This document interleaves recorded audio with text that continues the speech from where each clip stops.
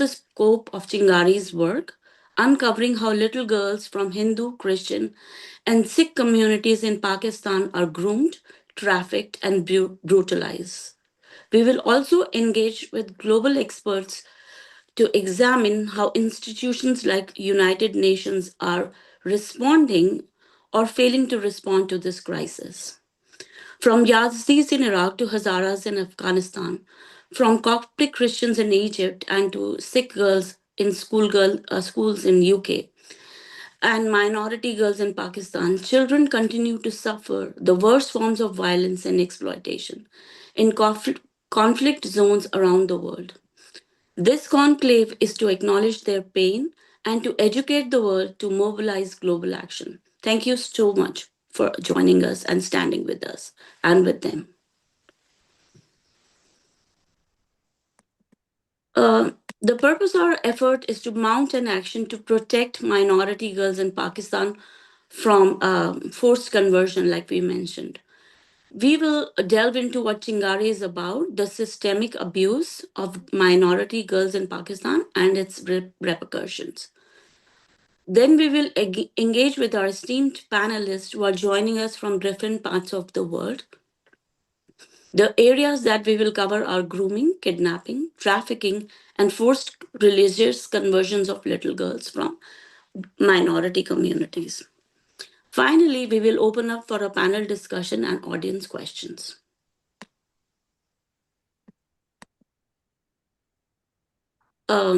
According to reports from the US Commission on International Religious Freedom, USCIRF and APPG in UK, around 1,000 girls each year are abducted, sexually abused, and converted to Islam in Pakistan. These atrocities have been continuing for decades, and the victims of these crimes are young girls between the ages of 9 and 17. They are abducted, married off to much older men, and forbidden from ever returning to their families. Let us learn a little bit more about that work through this video. Dipti, you can play the video now.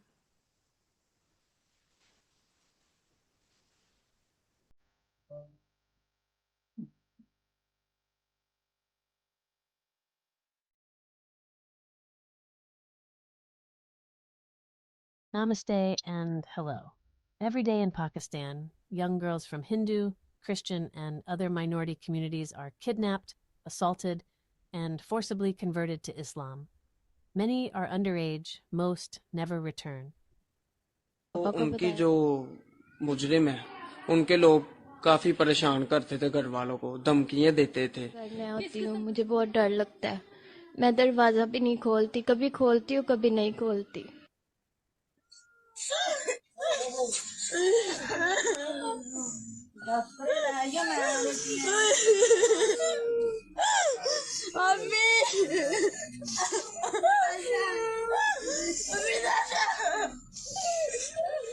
Priya Kumari was only 9 and Sneha was only 12 when they were taken.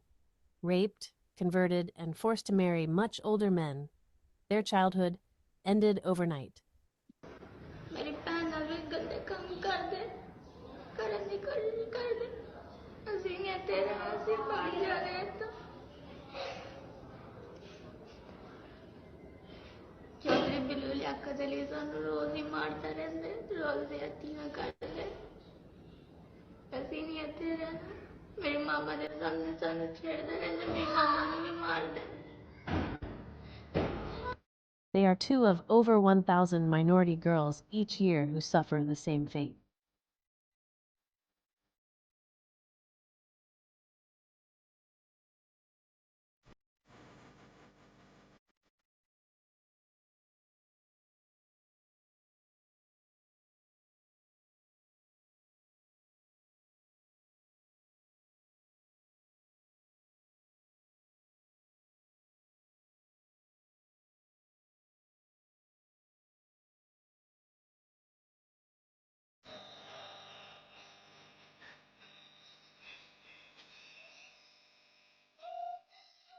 Who is accountable for the pain of these parents whose daughters were and still are being snatched from their arms in broad daylight?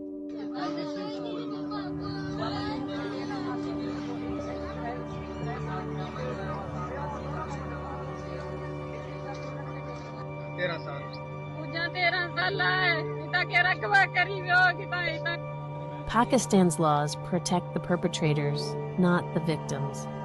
Government inaction is complicity.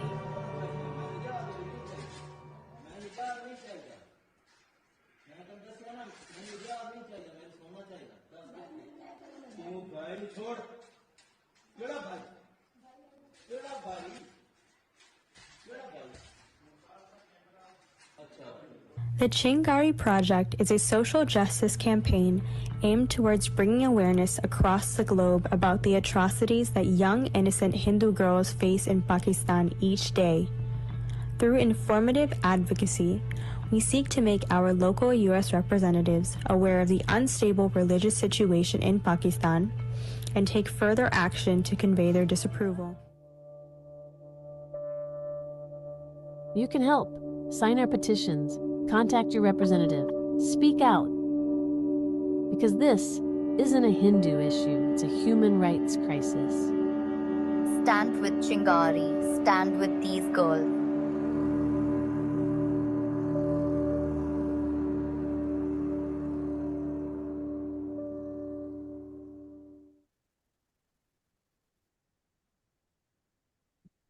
Namaste everyone, my name is Deepthi Mahajan and I am the Executive Director of Chingari Project. I would like to introduce Mr. Rahul Soor as the moderator of the questions today.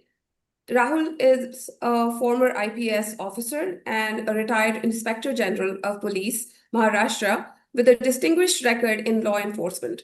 He later served over 20 years at the United Nations, including as Chief of Peacekeeping Evaluation, leading the evaluation of UN peacekeeping missions that cost the UN $6 billion annually.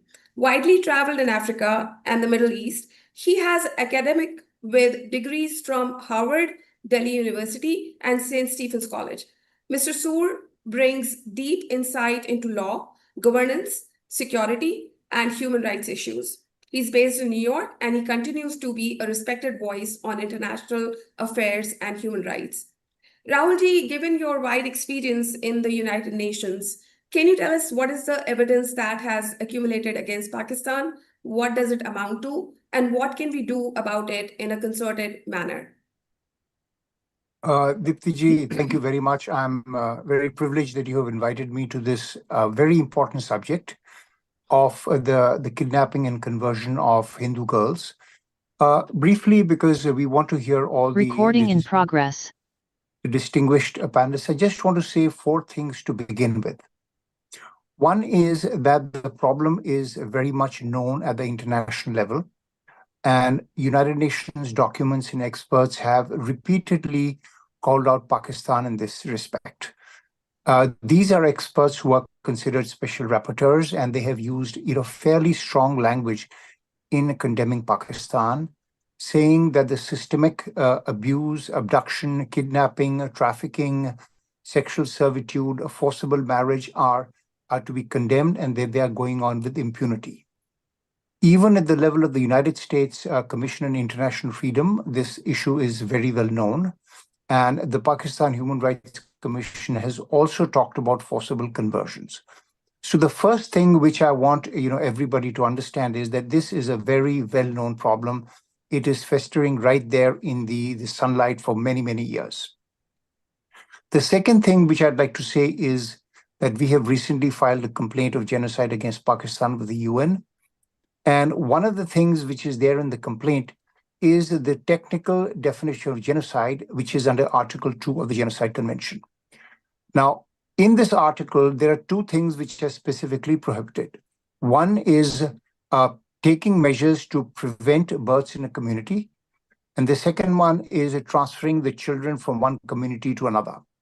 Now, when there is forcible conversion, there is obviously, that means that the woman will no longer have children who are of the Hindu faith and consequently fall immediately within the definition of genocide.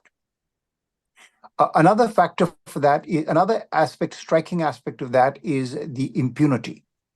Now, again, it has come out very clearly in the UN documents that it is the police and the judiciary that are complicit and turning the other looking away in many respects. For instance, the police does not investigate properly. They say that it is a love affair. They will say she has forcibly converted to Islam. And when she goes to the court, when the matter ultimately lands up in the courts also take a very lenient view of this, not looking at the underlying documents to see whether her age is correct or whether she has converted or not. So therefore, it is not only the system, but also when this takes place in the court, they're invariably accompanied by conservative Muslim clerics out there, and supremacist religious slogans are raised. And therefore, the girl and the family is against a very big obstacle. The last thing which I want to say about this is that there is a clearly religious element in this, because inviting people to Islam and converting, especially women, is considered a religiously meritorious activity. So this is a very complex and a very long-ranging problem. It is not festering in some dark corner of the international sphere, but it is out there in the open for many years, and nothing much has happened about it, despite the fact, the gravity of the situation. So these are the beginning remarks which I'd like to make, but I think let's turn it over to our distinguished panelists and let's hear from them, Dipti. Thank you so much, Rahulji. So now I invite Mr. Rajiv Malhotra.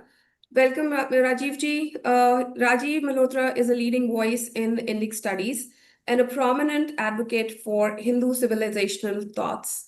With a background in physics and computer sciences, he took early retirement to pursue research and philanthropy full-time. Through the Infinity Foundation, he has promoted education and scholarship on Indian culture. Mr. Rajiv is known for his bold critique of Western narratives and for authoring influential books like Being Different and Breaking India, Snakes and Ganges, and many, many more, which challenge prevailing global views on Hinduism and India. Welcome, Rajiv ji.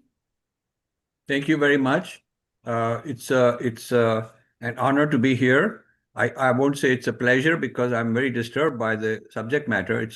And it's very important. It's very important that you should shake people out of their comfort zone. And so I'm very glad to be here. You see, we know the problem, or let's say enough of us don't know, but many of us do know the problem. So at one level, what you are doing is important. You are spreading the awareness among our own people, because there is a force multiplier. Lot more people are needed to be out there fighting for these girls. But then you need to also take it outside the sphere of like-minded people. You know, we thrive on kind of internally, canvassing our cause to other similar people. But we need to go outside of this. And that is where we need collaborations. We also need the audacity to get into in the face. So when I started my own thing, which was not on this particular cause, but maybe I can share how I did it. I would take a cause after doing all the research and homework. You've already done that. You are well into that.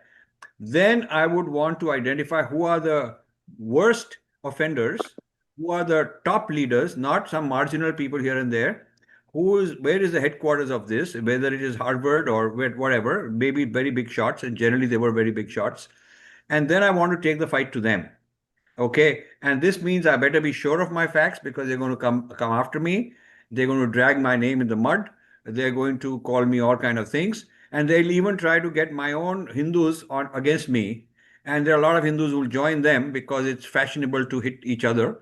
So I faced all that, and you'll have to face all that. What you need, Deepti, you're exceedingly brave and courageous. I commend you. You're so persistent and so passionate about it. I really am very impressed by that. And Rahul and many others who are here, Asra, of course. So what you need to do, what all of us need to do, is with this ammunition and a very strong argument that we have, we need to identify which are the top NGOs that ought to be paying attention to this, but they are not. Which are the women's groups? Which are the human rights groups? Which are the legal forums where legal action can be taken, like the one Rahul has initiated in the United Nations. There are many such forums. And so you submit these cases these arguments. You go to conferences. Where are the conferences on women's rights? Where are they? Why aren't we doing a panel there? We are doing a panel here. Our panel should be in a conference on women's rights or a conference on human rights, children's rights, whatever. We should identify the target list of events, global events in the world, not insiders talking to each other, but the global mainstream events where we are not even represented, and we got to get in there. And that's where our activism should be. Now, to do all this, at first they'll ignore you. That is what happened. I've done that many times. They will definitely ignore you because they don't want to take on this. They don't even want to acknowledge such a problem because they don't know what to do with it. They're very embarrassed and scared. But don't let that discourage you, that they're ignoring, they're not letting you in, they're giving some excuse, you missed the deadline, whatever, they won't let you have a panel, have a speaker. Then you need to take that entire document, that case, what your case is and how you approach this guy, that guy, and they yelled at you, they canceled you, whatever, and you got to take it to the media. You have to have very, very powerful media on your site. Some of it you have to buy, some of it you go to through influencers, and you got to shame them. I was ignored until I started shaming them. Initially I was funding them. I was the biggest donor of all the Harvard type places. And when I turned against them, then they started saying, oh, we don't want this guy. And we want his money, but don't talk much about it. So I had one advantage. Because I was funding, I had access to these people. And they would invite me as to give a 2-minute nice polite talk, and I would turn it into a whole argument against the very organizers, even though it's my own funding, because they couldn't deny me access. So I had that advantage of getting in the door and humiliating them, embarrassing them, and being willing to take the hits, because they all come after me. You need to do that. I think that's the breakthrough we need next. We are at a stage where the case is very strong, the documentation is very strong.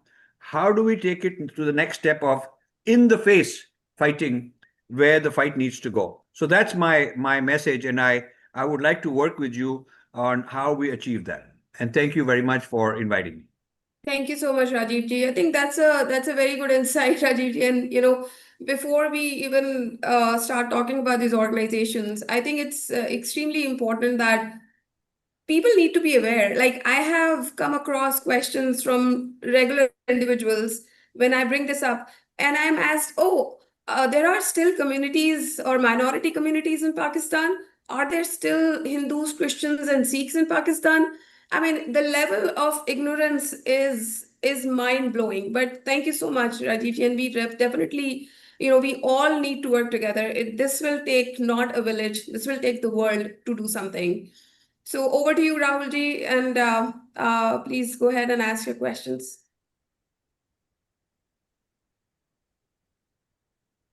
Rahul ji, you are on mute. Sorry, can you hear me now? Yes. Yes. So just a question to Rajiv ji before I go to the next speaker. Rajiv ji, you had written a very nice paper recently talking about Pahalgam and giving the global context to that. So looking at it from that point of view, do you think that point of view and that frame and that angle which you try to bring about is also applicable here? Yeah. So just to give people a background, I was brought by in Washington by the Speaker of the House, Mike Johnson, and many others, to give a talk on what's behind how do we interpret this India-Pakistan thing. And the whole discussion I said is wrong. The whole discussion has treated it like some territorial dispute, like some kind of a secular issue, that who owns this territory and whatnot. And India is fighting based on legalities of the territory, and Pakistan also this and that, and it's a human rights issue, whatever. Now the thing is, I said it's actually jihad. It's actually a global issue. There is a 1300-year history of Islam wanting to establish a caliphate.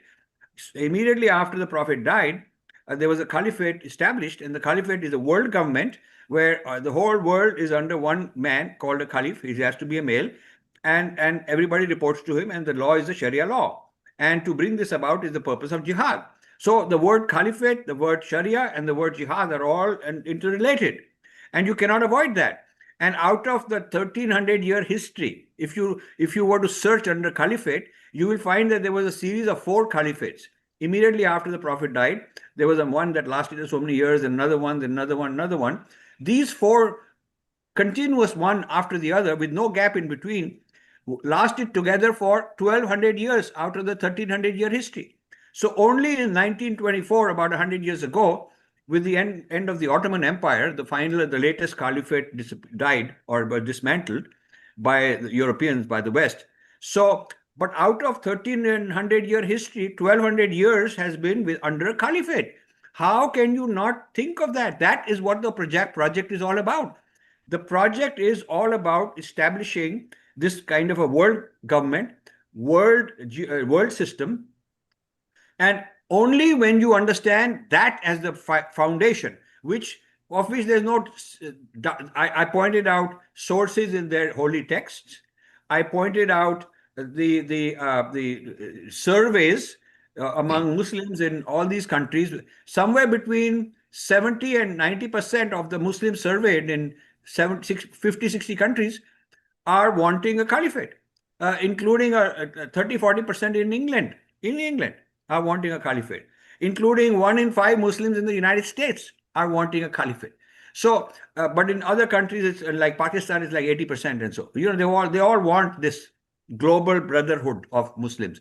So when you look at you look at how there is cross-border fighting. So when there's a fight in Kashmir, there's people coming from Uzbekistan and Azerbaijan and all these places. And when there's a fight in Gaza, there's all these guys coming. Why is it every little fight of a Muslim becomes a global fight? It is because of the caliphate.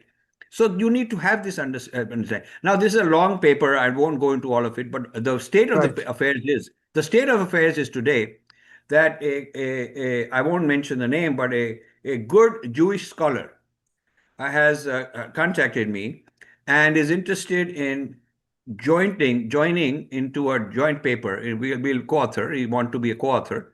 So we will have a Hindu-Jewish joint co-authored paper on how the right way to see Gaza and Kashmir and all these other instances is through the lens of this caliphate. That's the project. Right. That's one of the projects I'm working on. Thank you, Rajivji. Now let's go to Ms. Asra Nomani. Asraji, welcome very much, and we'd love to hear your thoughts, please. Next, let me introduce Asra. Asra is an acclaimed investigative journalist, author, and former Wall Street Journal reporter. Born in Bombay and raised in West Virginia, she is a fearless voice on issues of freedom, faith, and civil rights. Asra is the founder of the Muslim Women's Freedom Tour and co-founder of Muslims for Peace. Her work has appeared across major media platforms, and her books include Standing Alone, Tantrika, and Woke Army. She also co-founded the Pearl Project, honoring her friend Daniel Pearl, whose story was depicted in A Mighty Heart. And Asra, I had a pleasure of reading your books. So please go ahead and shine some light and share your knowledge on this issue of minority girls and atrocities on minority communities in Pakistan. Go ahead, Asra. All right, thank you. Thank you so much, everyone. You're able to see me, okay? There we go. Yeah. So thank you, Rajiv ji and Rahul ji and Deepti ji, for all of your context that you've said already. Just 1 second, I'm sorry to interrupt. Deepti, can you please put a spotlight on Asra ji?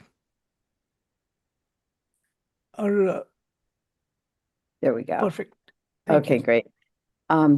Yeah, so thank you to everyone already for setting the stage for this important conversation. As you have heard, my name is Asra Nomani. I am born in India and I grew up in West Virginia. I want to just introduce myself a little bit to you because I think it's important in this conversation to understand the humanity of the challenge that we're facing. In my family, we are Muslims through, many generations. But what I have been able to identify is that 14 generations ago, we are able to trace back to my Hindu ancestor in the state of Uttar Pradesh, where there was a conversion to Islam through the Sufi mystics. And so I ground us in my own story in this context because what we are facing, is a timeless struggle, as Rajivji just noted about the issue of supremacy, over people and identities. And that is what the modern day struggle is for these Hindu girls and women in Pakistan, where they are left as a minority in a new geopolitical reality that has divided the subcontinent into these two nations, leaving these young women and girls as second-class citizens in Pakistan. But what we face is a longer, timeless journey of sorts over identity in the subcontinent and really in our world. And so I ground my own conversation with this, lovely token that I have to the power of women in Hinduism, but also in humanity. And it is a statue of the Durga and becomes a symbol for me of the struggle for all women and girls everywhere, no matter what your religious identity or personal identity, to have first-class rights, because the conversation that I want to focus on as a Muslim is the fact that what we are facing is an interpretation of Islam that has put these girls and women as targets of their idea of what power and control can look like in the lives of people in a society. And so power and control is the dynamic that has led to the oppression of people throughout the world, right? Throughout history, throughout identities. It is the story of British colonial rule over India. It is the story of oppression of any kind by one person over another. And so I just also center my thoughts on that point because ultimately the idea of supremacy is the idea of a hierarchy of human value. A hierarchy of one person being more important than another person, of one person's rights being more important than another person's rights. And so the reality that we face today is one in which tyrants of Muslim supremacy, patriarchy, misogyny, like whatever term you want to use, exercise their power over a minority and over people who are not being protected by the state. And so the two fundamental interpretations of Islam that I have tried to challenge in the Muslim reform movement is the interpretation that Islam is supreme over other religions. We reject that idea in the Muslim reform movement, and thus that means that in a society like Pakistan, it is not acceptable to then use as an agency of power the idea that you can convert a person from Hinduism or Christianity to Islam to improve their lot in life. Like that is not acceptable. Then the second idea that is so fundamental that we are challenging is the idea that girls and women are second-class citizens in society. This is interpretation that is afflicting everyone in the society, because what happens is that not only is our Hindu girls or our Christian girls denied their agency, but so are Muslim girls and Muslim women. So we have cases in which women are raped, are sexually assaulted, and their witness is equal to half a woman's witness is half the witness of a man. So two women equal one man, and then a woman has to present four witnesses to allegations of sexual assault or rape. And so that's unfair. That's just intrinsically unfair against all people. And so when you couple these two ideas together, that is how in this new hierarchy of human value, not only the girl and the woman is below the man, and then the Hindu girl and woman is below the Muslim girl and woman. And it just becomes uh, uh, an, uh, manifestation of injustice. And within the world of activism and journalism, what I want to emphasize is that there are many people who are awake to this injustice. And as Rajiv ji just mentioned, these are definitely the people with whom to build the alliances. The Pakistan Human Rights Commission has issued reports, on documenting this injustice. And these are Pakistanis and Muslims within the society who see clearly the injustice, and they face their own tyranny inside of Pakistan, trying to protect the rights of others, from the young girls and women to the religious minorities. And so what we have to do is, throughout all of our work, continue to build those kind of alliances with organizations like the Muslim Reform Movement, the Clarity Coalition, which also stands against the ideas of this Islamism and Muslim supremacy, and amplify the voices as you are doing. The work that I've been able to do as a journalist is help to bring these stories forward. I've shared in the chat an article that I edited for a platform called More to Her Story, because in the history of humanity, there is always more to the story of women and girls. And these are the stories of what happens behind those closed doors, that the identity stolen from the streets as the girl is taken into these forced marriages and forced conversions. What we try to do is document the work that is being done to help uplift the condition of the women and girls. And I'm very happy that we were able to include the work of Chingari and Rahul ji and Deepti ji, in this work, because it's only by making it real that people are going to be able to have to face this troubling facts.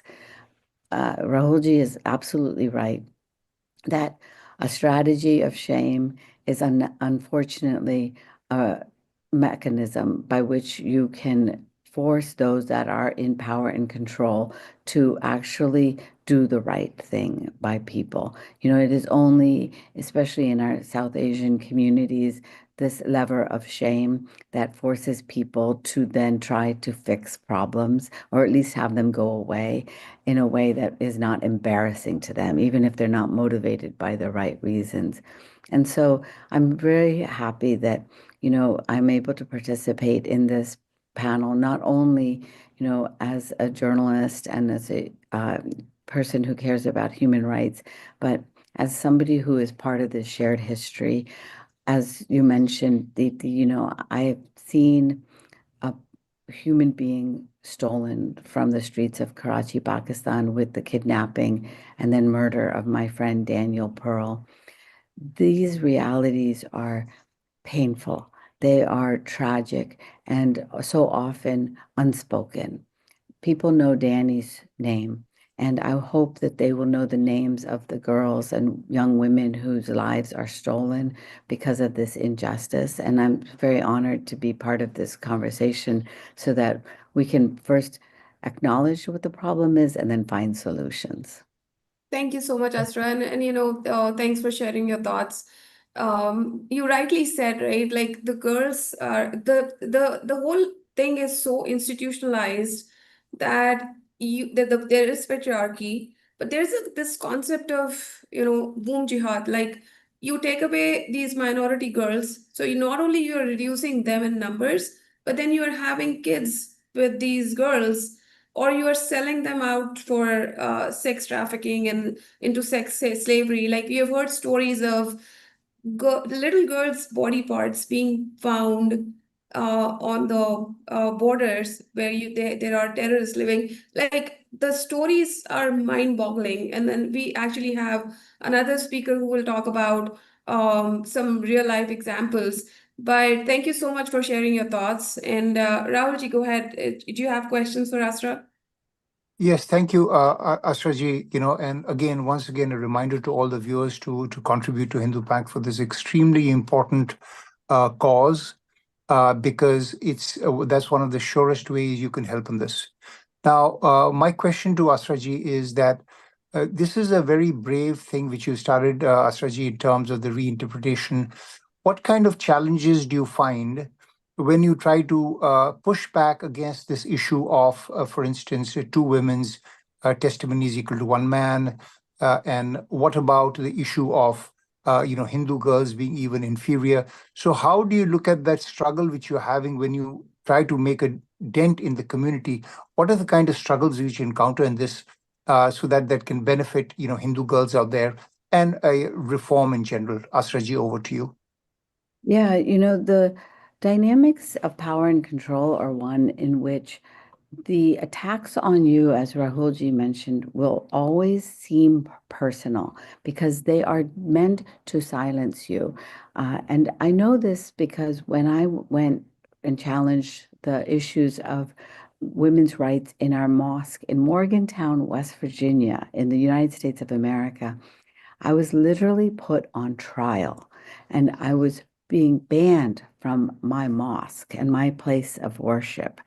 And it was only through the strength of my own mother that I was able to literally leave the bed where I was curled in fetal position in my sense of shame, that I then stood up and faced the men that had put me on trial and raised my voice.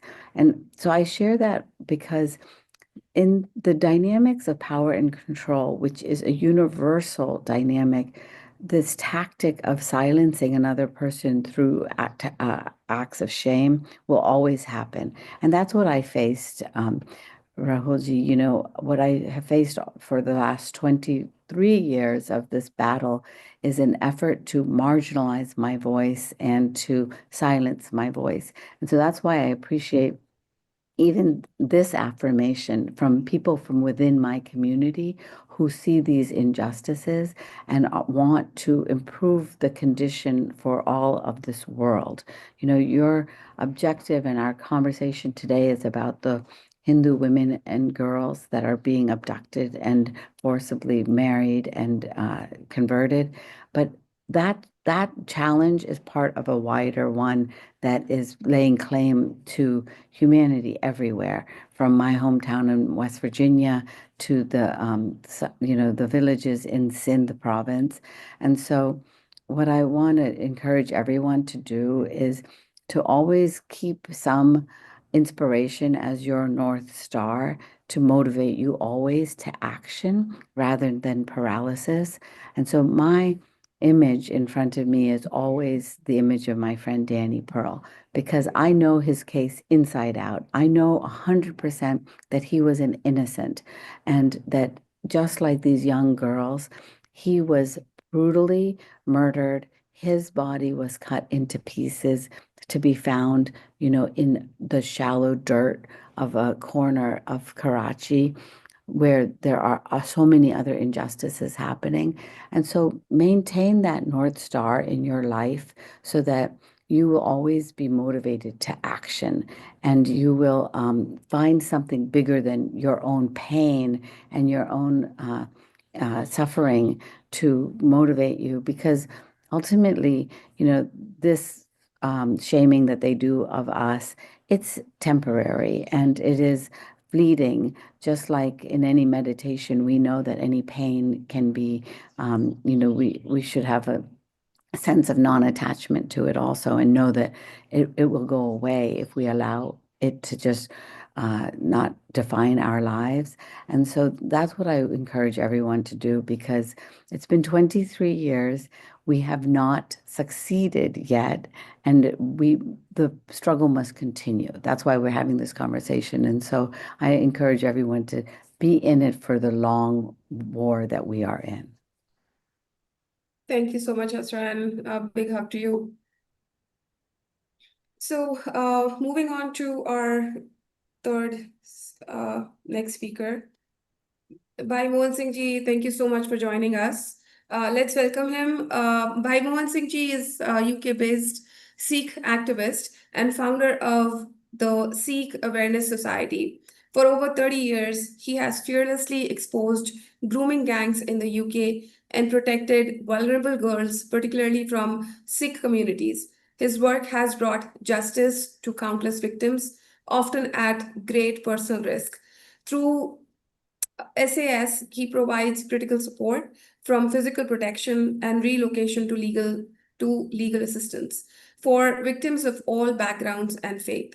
Thank you so much for joining us, Bhai Mohan Singh ji. And a few years ago, while working on Chingari, when I came across the grooming gangs issue, something shook inside me. That is a terrible thing that is going on in UK for decades.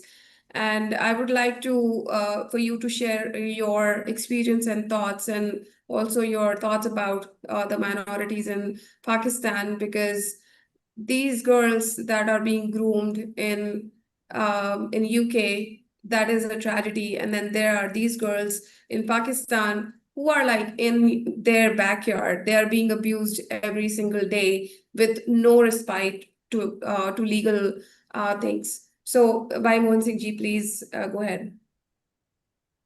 So first of all, thank you very much for inviting us on this panel. And we are talking about heinous crimes committed against young people. And some of the stuff that we've come across over the years, it's very hard to talk about.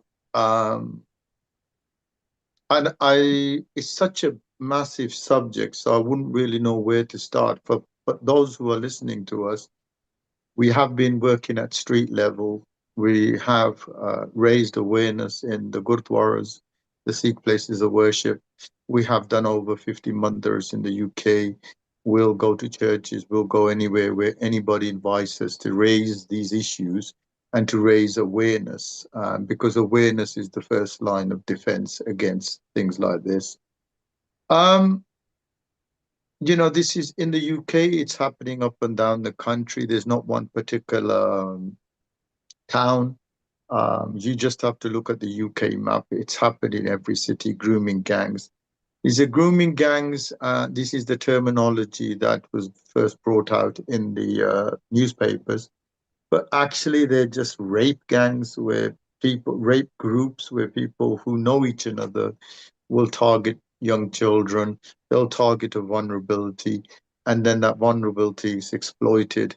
And one of the biggest vulnerabilities that is actually exploited, we call it love bombing in the UK and the West. I know I've had many sort of discussions with people across India and Pakistan in that sense. And in India, they call it love jihad. Certain states call it love jihad. In Holland, they call it Romeo love.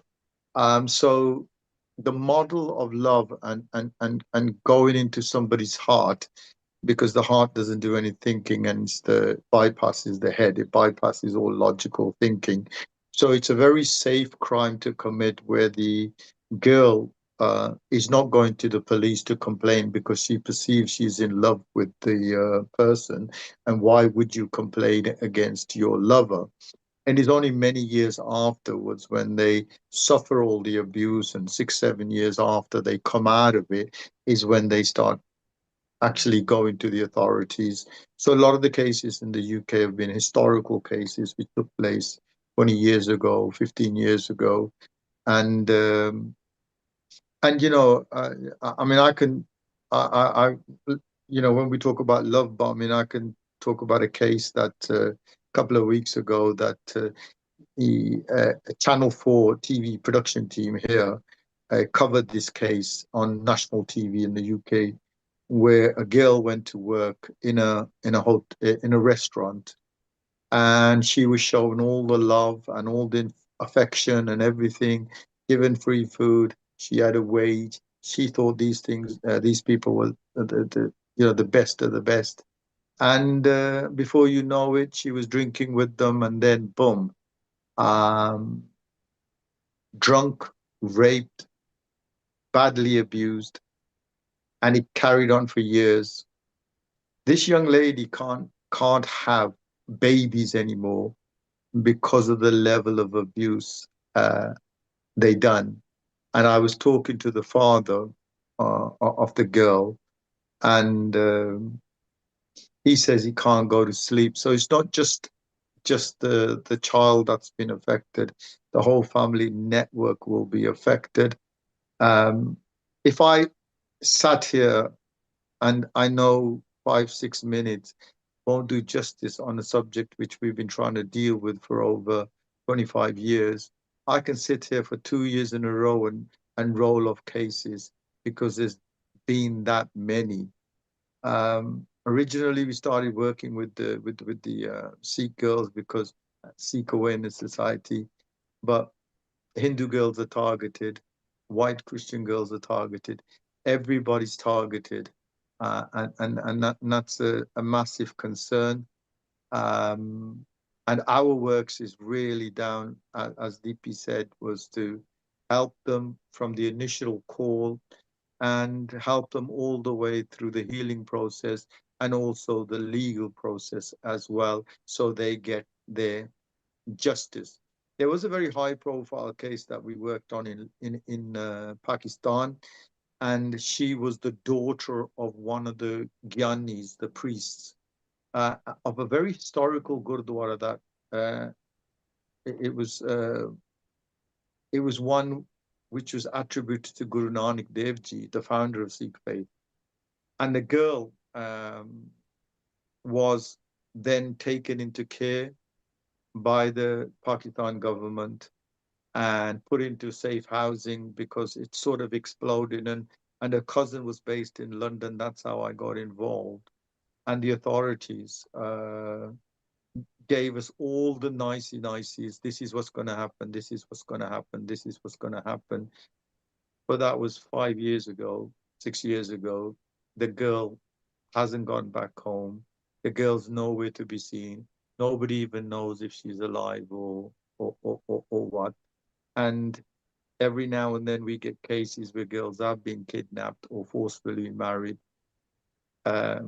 A question that you've got to ask, I don't know about the Hindu community as such, but when the partition in 1947 happened, there was 200,000 Sikhs in Pakistan.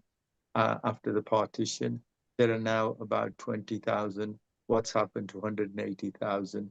These are questions that people have got to ask.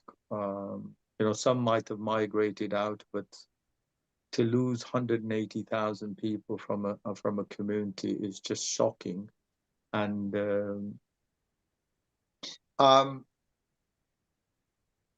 I can't talk about the cases because they are horrific. If you can imagine, with grooming gangs, you might have one girl who's 15, 16, and she has to sleep with 5 or 6 different people, go down to different hotels, and drug and drinks and everything's involved, and and she's making money for them. She'll never see a penny. She's controlled, and the only reason they let go of you is because if you're disease-ridden, you're no use to them, then you're thrown out like garbage, and then realization hits to you, and then you're seeking your justice. But it's not just happened to one girl. This has happened to thousands and thousands of girls, white Christian girls, Hindus, Sikhs, Buddhists, you name it. It's happened to sort of all girls. And I believe that the first line of defense is raising awareness. And we do that. We go to schools to educate, we go to universities, we go to colleges, and we go to religious places. And we try to spread the net out far and wide so we catch more people. And we're sort of fighting this kind of battle with one hand tied behind your backs, really, because it's a very, very hard hard battle, but we will carry on doing it, and the awareness is key to all this, because prevention is better than the cure. So these are heinous crimes, and sometimes you can't even sort of, when you hear about a new case or what's happened to the child, you know what? When you close your eyes, that video is played over and over in your head, and it sort of messes with you as well. So awareness for us is the key, where we can prevent this from happening. Tell our youngsters, tell, you know, what to expect and everything like that, so they're better prepared when they actually are on the streets of the UK, or in their colleges, or in their schools. I don't really know what more to say. I have done a lot of work in India as well. Um, we do get calls from around the world. I've been to America. I've done, you know, we've sort of done lectures in 22 different states of America, in Canada. The Sikh Awareness Society is a global organization, and wherever we get a case, we then go and help that particular person. And it's not just about helping the girl, it's helping the whole family around the trauma of maybe losing their child, and also to understand what's really happening as well. So there's a lot of work involved in this. And if anybody wants to ask me a question, that would probably be better. But you have recently, I think months ago, you've had even Elon Musk, the person who runs X and Tesla, even he sort of tweeted a tweet regarding the rape gangs of the UK. It's a phenomena that the whole world knows, and there is a pattern, there is a model there that's used in every other country as well. Thank you so much, So I think it's over Bhuvan to you guys. Whatever question you have, we can answer. And yeah. No, we feel blessed for souls like you who are doing an excellent job. And, you know, there were a couple of cases from grooming gangs that haunt me, and that my heart sinks. Like there was one, and we are talking about girls of, you know, 12, 13-year-old girls. And in Pakistan, they're like yeah, that's the 8 to main target. The target age is from about 11 to 15, a very crucial age. And also, girls are easily targeted at that time because of puberty hit, and you have a hormonal imbalance and everything. And it's sort of, I mean, I've dealt with cases where 6-year-old girls have been sexually abused badly, but majority of our cases are between 11 and 15. Yeah, I mean, I remember this one 12-year-old girl, and I'm sorry to share these details, but she was nailed by her tongue while she was being gang raped. It is like, it's just, the horror is unimaginable. And there was this It's another girl. unimaginable. If people listening on this app now, you could just Google the Oxford grooming case. And I remember I was in court for that one up at the Old Bailey, which is the biggest court in London. And when we heard, when the girl was 11 years old, they in one room with about 7, 8 people, and they stripped her down. They poured paraffin over her, and they Yes. was gonna light her up, and if she didn't do certain things, and then they bent her over, took her hairpin out, and molded it into an M, heated it up, and then they branded that child. And the leader of the gang was called Mohammed Karar. And so he branded her, "You are my property." And that girl from the age 11 to 18 had to sleep with so many different people she doesn't even know, because half the time she was drugged and under alcohol. And it took one girl to raise her voice, but in court it was said that they were controlling 330 odd girls. So it took the bravery of one girl to put this gang behind bars. Um, if you look at the UK, a small town, Rotherham, which is a very small town, 1,400 girls were sexually abused because the authorities turned a blind eye. Telford is another area. 1,000 girls have been sexually abused. And you got to take these figures lightly as well, because only 13% of sexual assault in the UK ever gets reported. What's happening to the 87 who never report it and suffer in silence? So these kind of platforms which raises voices for the voiceless is I just hats off to you guys for raising your voice, and whatever you can do, it's about saving that one person. It's about saving that one person. And you know what? These are the real superheroes. We see films of Batman and Superman and Spider-Man and all this stuff. But when you're trying to save humanity, when you're saving children and trying to give them a better future, you are the real superheroes of this world.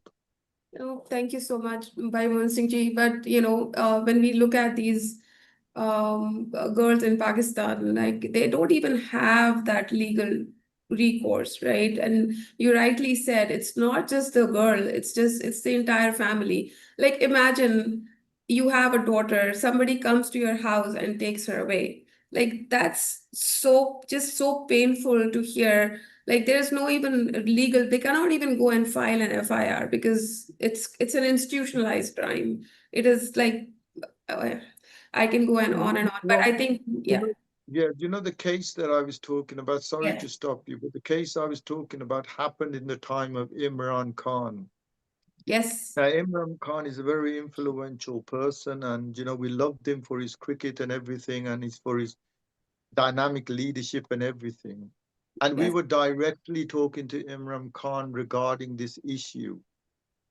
And you know what? Nothing came of it. Yeah. So the system there is probably going to be very, very hard to crack. And I know we spoke about the UN and we spoke about other issues, but then you've got to look back at what was happening in Iraq 5 years ago when Kurdish girls were taken and into slavery, and and there's a lot of talk shops. People talk about the subject, but they don't really actually do anything about it, and that's my biggest uh, anger towards organizations like the United Nations and stuff like that, is that they all know the issues, but yet are very reluctant to really put their foot down and try to do something about it. Yeah. No, and Dipti, I'm Dipti so ji, thankful. Yeah. Dipti, can I ask a quick question? We'll take the questions after the Okay, panel. So fine. yeah. So Rahulji, do you have any question for Bhai Mohan Singh ji? I was just wondering if he saw any commonalities between the grooming gangs in Pakistan and the grooming gangs in the UK. No, I think they're using this one. If you look at all the grooming cases, they use this one thing, and that's the love bombing technique. That's been used in every country. Okay, like I said, in India they call it love jihad. In Holland they call it Romeo love. In Europe they call it Romeo love. We call it love bombing here. So they try to get inside the heart of a person, and then because once in the heart, the logical brain is kicked, and you become the best person. You're the best thing since sliced bread. Nobody loves you as much as this guy does, and so all the affection. There's a model of grooming which is used in every country. They will target you, they will gain your trust, they will fulfill your needs, then they will start isolating you, then they will either sexualize you or convert you, and then it's total control. But once the child passes the phase 3 of giving gifts, if the child reaches that point, you have lost your child. Okay, thank you very much. The same model is used across countries. Thank you. So before we go to the next speaker, again, an urgent, humble appeal to everybody, please donate, because that is, money can be used for good things, indifferent things, but money can be used for worthy causes. This is a worthy cause, ladies and gentlemen, all who's joined us. Thank you very much. Back to Dipti, and Dipti for the next speaker, please. Thank you. Next, we have, Michael, do you want to go next? Because I know that you have to leave early. If that's, yeah, all right. I'm happy to. Okay.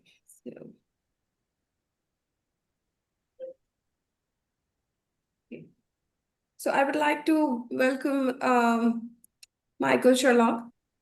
Michael is a fearless rationalist and human rights advocate known for his outspoken stance against blasphemy laws. Supported by voices like Richard Dawkins and Sam Harris, he challenges ideological extremism, including postmodernist and neo-Marxist thoughts.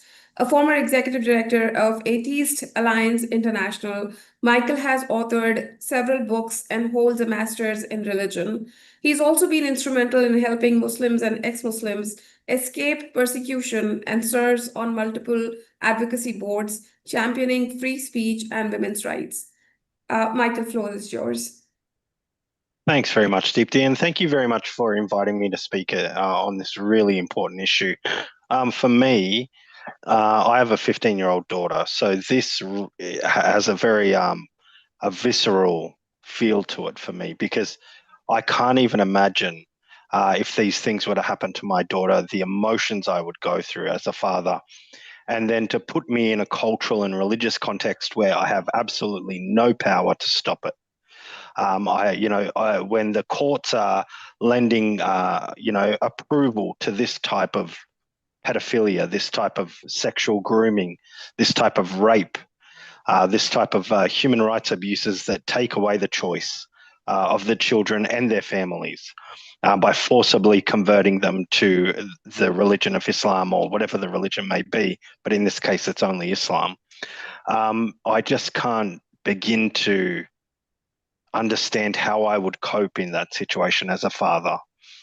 And I've seen footage of, the young girls being dragged away and the father holding onto their father's arms and crying, "Papa, Papa, I want to come home with you." And then even seeing that footage, the courts will declare that no, the young girl who was not even of age consented to converting to Islam. She consented to marrying this middle-aged pervert.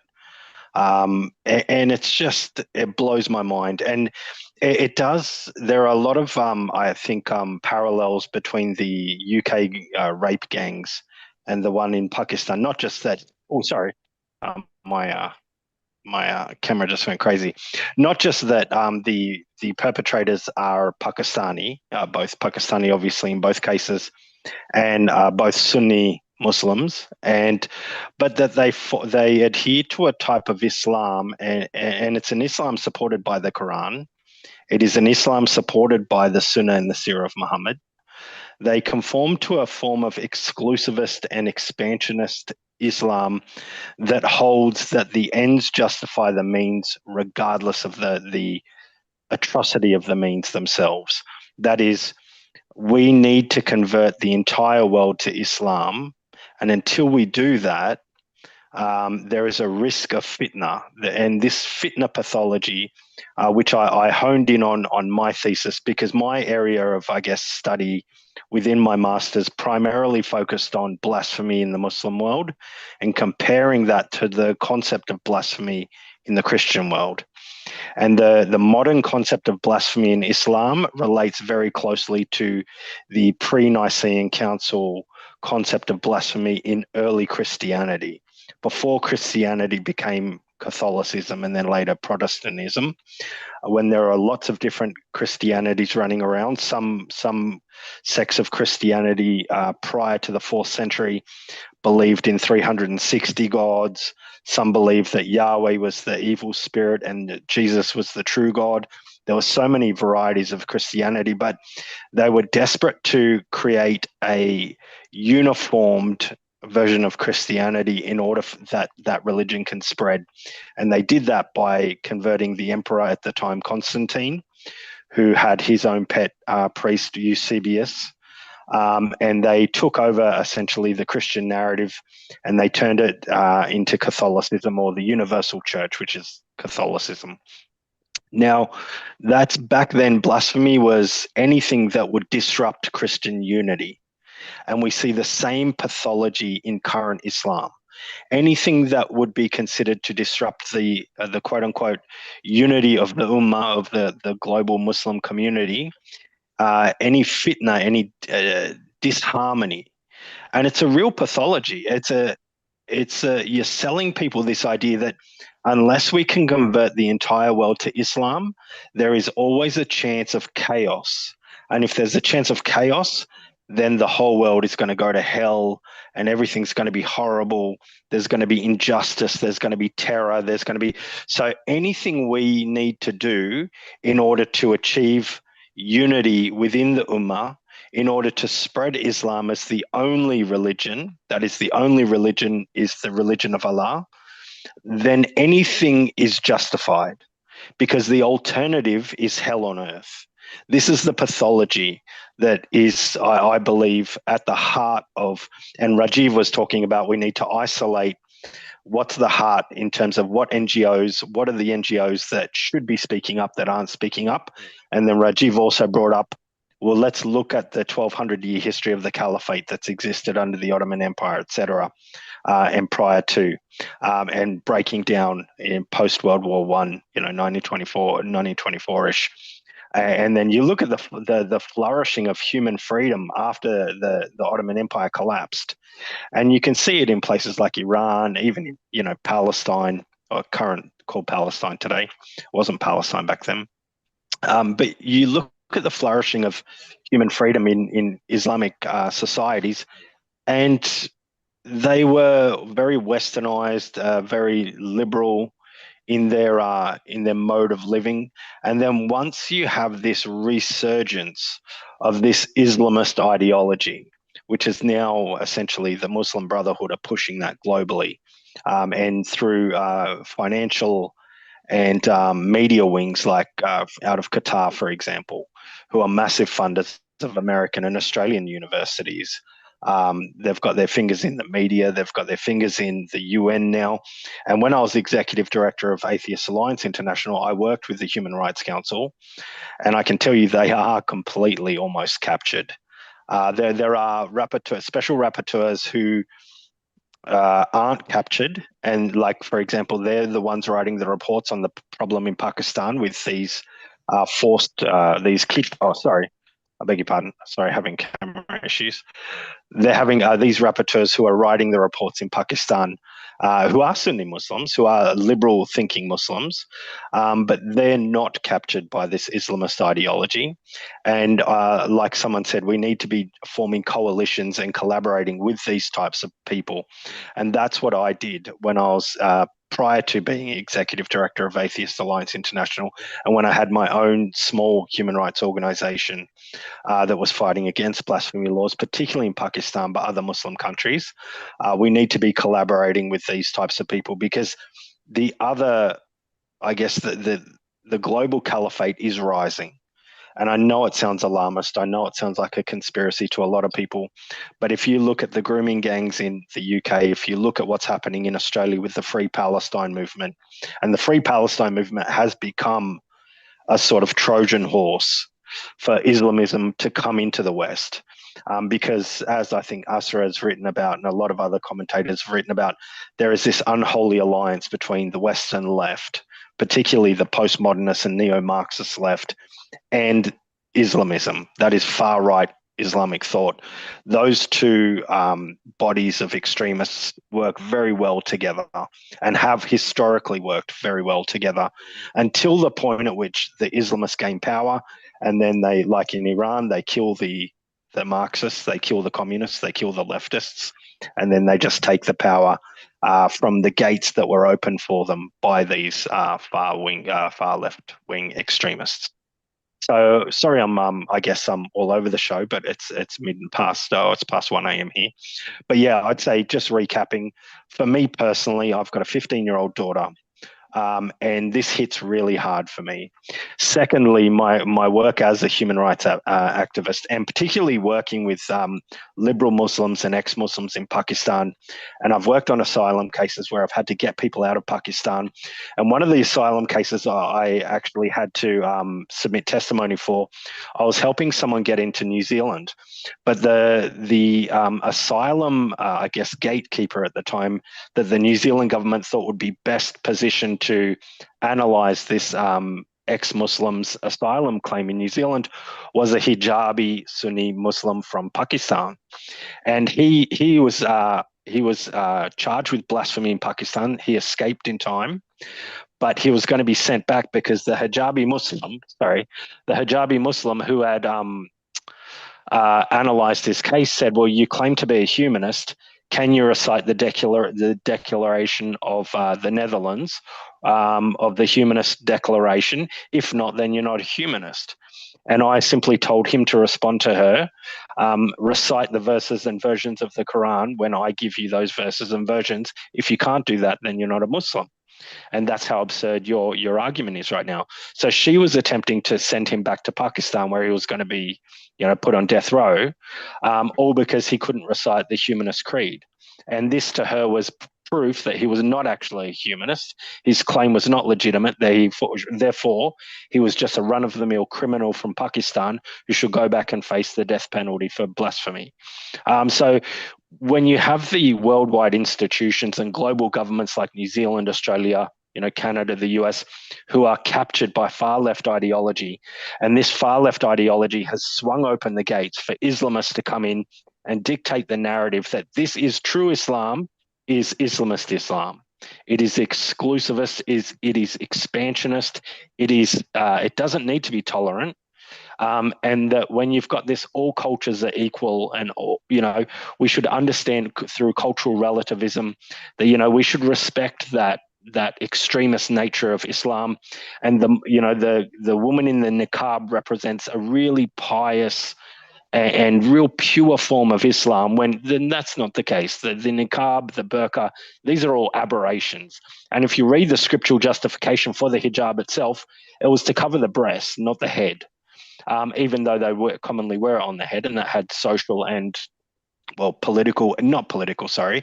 environmental functions. But it's been distorted, it's been hijacked by a more, I guess, radical, what you'd call Islamists.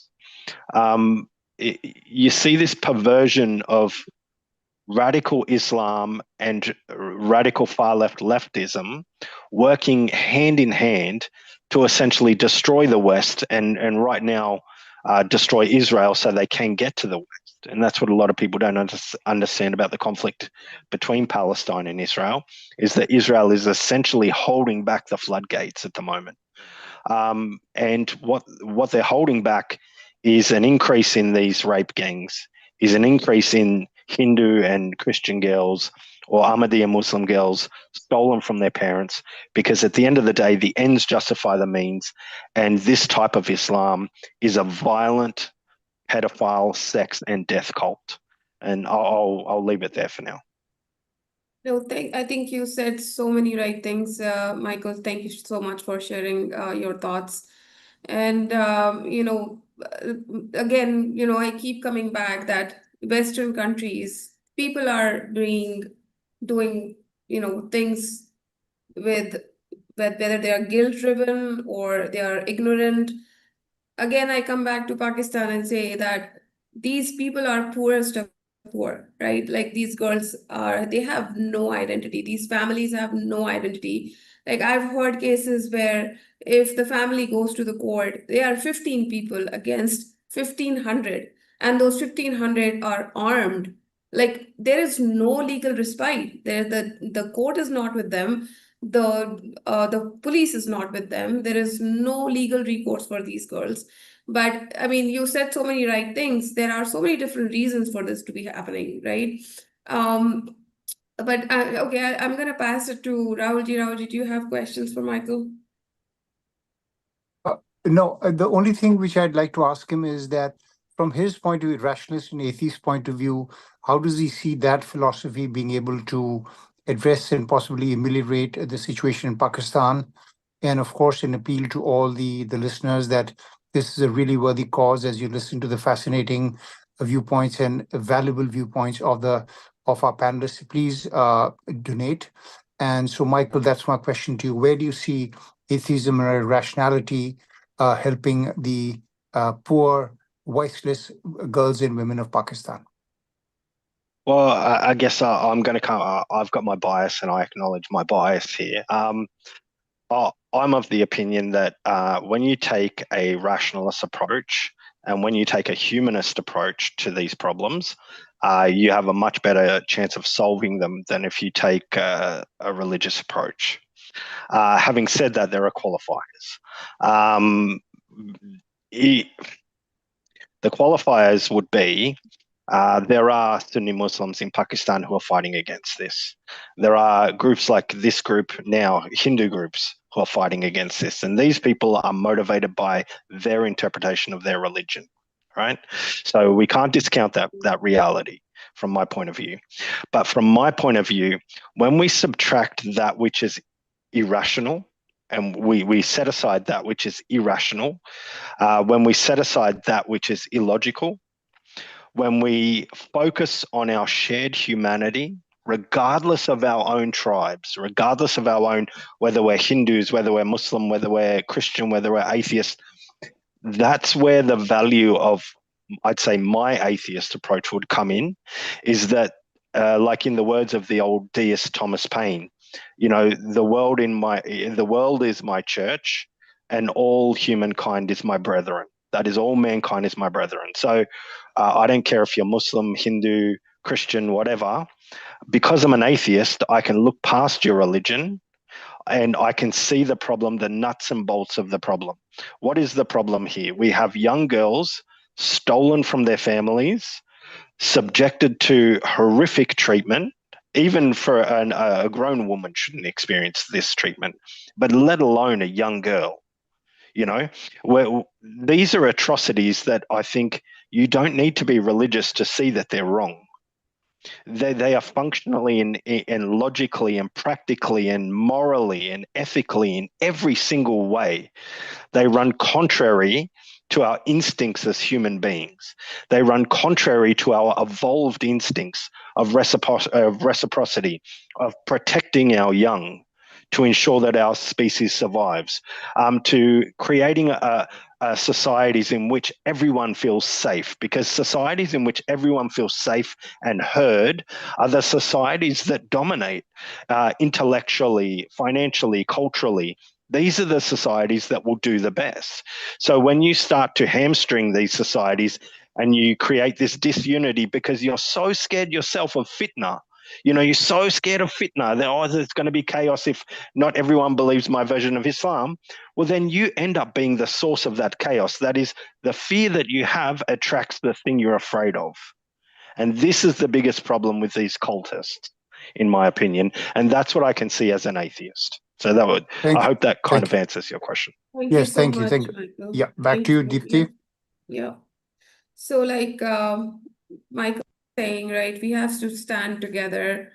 It's not about us. It's about saving girls, saving human rights. So I would like to appeal to everybody who's joined us today. Please help us. Please donate. Please support us, because we have a long way to go. There are so many things that we can do, and we can do it together. Thank you so much. And I'm going to go and over to our next speaker, Nikhil Chandwani. Welcome, Nikhil ji. Dr. Nikhil Chandwani is a best-selling author of The Modern Day Hindu and a dynamic voice for Hindu resilience. He's an award-winning entrepreneur running a sustainable biochemical facility in Nagpur and was honored by Prime Minister as well. Nikhil has represented India diplomatically in Israel, founded NYK Daily, and led rescue missions that have helped over 9,000 persecuted Hindus flee from Pakistan. With a powerful media presence and global impact. His work spans literature, policy, environment, and human rights. And I'm absolutely thrilled to have been connected with Nikhil. You doing a phenomenal job. Over to you, Nikhil. Namaskar, ma'am. I'm just 31 and I have been hearing so many amazing speakers speak about the reality of the plight of Hindus in Pakistan. And that is something I, as a viewer, was able to learn a lot from. So, today I would like to share the on-ground journey that we had started in 2017. And till 2017, I was a writer. I used to write long form articles talking about the plight of Hindus in Pakistan. And we used to record and present all the forced conversion videos. And we used to put it up on social media. I had an amazing column with Times of India and Times of Israel where we used to cover these articles. But in 2017, on my Facebook, I was approached by a guy who told me that online activism is something that is not what the interior sin needs, at least from people who are living in India. And that struck me. And since then, since 2017, we started a journey of rescuing Hindus. Ominder Ratnuji was one of our major inspiration, and I had a word with him about how to go about the process. We came to know that there are a lot of Hindus from Bhil, Megwar community. They were trying to apply for Indian passports. They were trying to apply for Pakistani passports and Indian visa for 3 to 4 generations, but they were unable to do that because they didn't have permanent addresses. Without a permanent address, nobody in the world can get a passport. And we tried to solve that by creating a web of around 150 different Hindu temples in Sindh.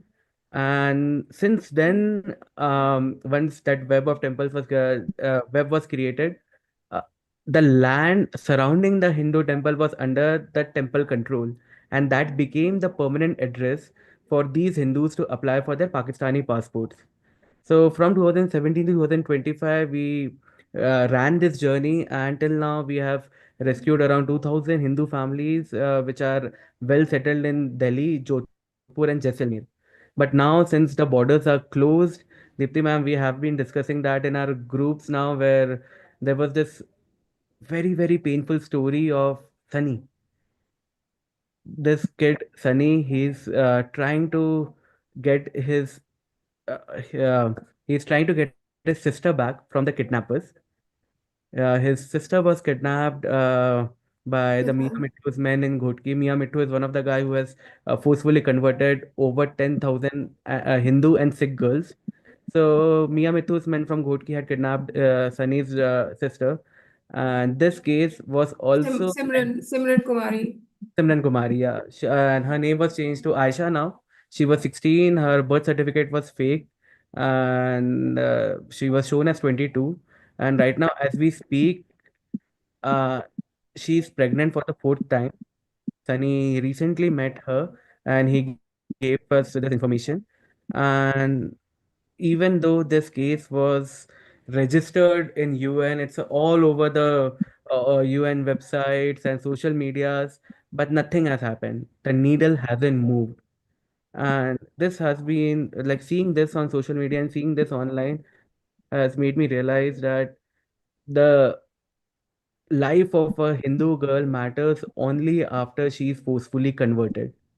Not even then, Nikhil. Not even then, yes, sadly, not even then, as you say, because when we when we actually see what's happening on ground, these refugees, the video that I had shared with you, can we show it here? Yeah. Can we show it here? Then I'll start with it. Yeah.